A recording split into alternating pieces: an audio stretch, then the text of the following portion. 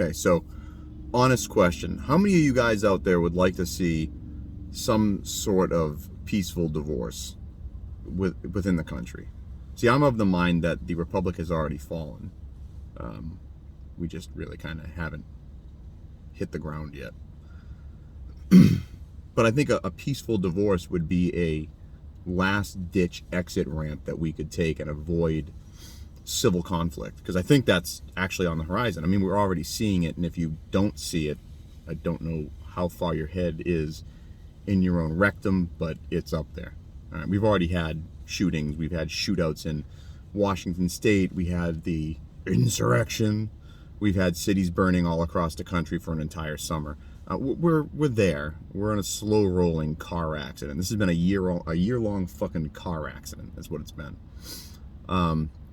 So my question is, how would you guys feel about some type of a divorce within the states? I mean, to be completely frank, if this country was being run the way it was designed, it would be unnecessary, because state sovereignty would dictate that people could live the way they fucking wanted to live within the boundaries of their sovereign states, right? So, example, if you lived in California and you couldn't stand California law, you could just move out of California to, say, Texas, right, where you like the laws. And you wouldn't move there and then vote to change the laws to California laws, because that would be fucking retarded, right? Right. So, I mean, I don't know. I think I think at this point, since we're not running the country the way it's supposed to be run, I think we are plummeting from the 51st floor straight down to the pavement.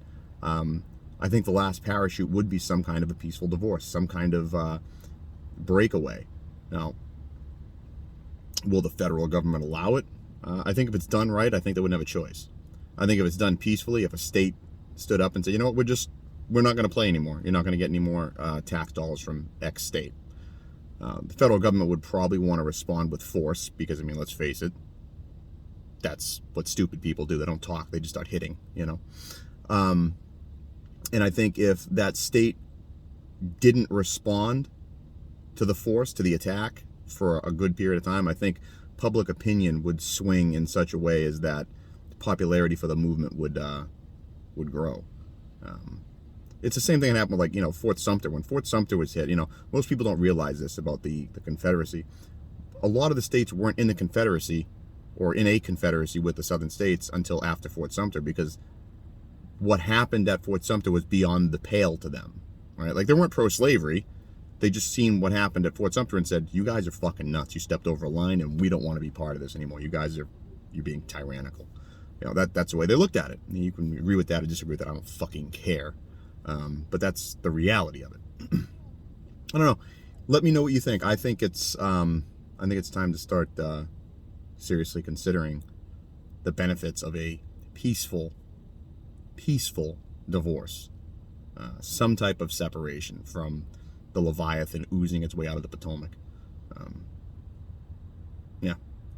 Let me know what you think. All right, have a good one.